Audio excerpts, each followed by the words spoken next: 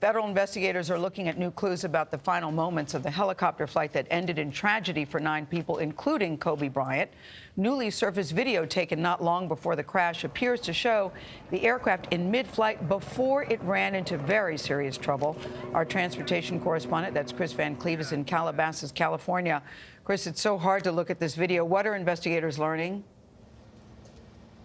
Well, Gail, good morning. The real hard work of this investigation really just beginning. We do know the helicopter did not have a terrain avoidance warning system or a black box. It wasn't required to have either of those, but it does make it a little bit more challenging for investigators.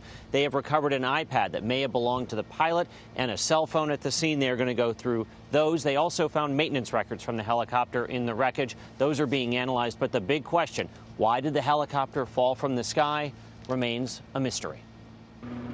Minutes from disaster. New cell phone video appears to show Kobe Bryant's helicopter circling near Burbank Airport before the crash. Tuesday, the NTSB used a helicopter to airlift the wreckage off the hillside. The coroner says all 9 victims have now been recovered and 4 have been positively identified, including Kobe Bryant. This was a high-energy impact crash. About 35 minutes after takeoff, with the weather deteriorating, pilot Ara Zabayan asked controllers to track him on radar, but he was flying too low.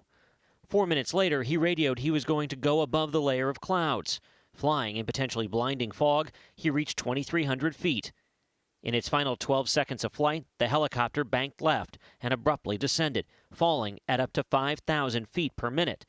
Its last recorded speed, about 184 miles per hour. Do you have a sense if the helicopter came down all in one piece, or is there evidence that it perhaps broke up as it was coming down? Preliminary information is that the helicopter was in one piece when it impacted the terrain. And they were only a few minutes flight away from their destination, the Camarillo Airport, here at the crash scene. One thing that came up at the press conference that's getting a lot of buzz was this idea that they were 25, 30 feet from clearing a ridge.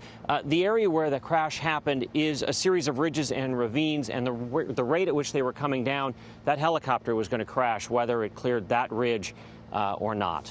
Anthony? All right, Kris, thanks.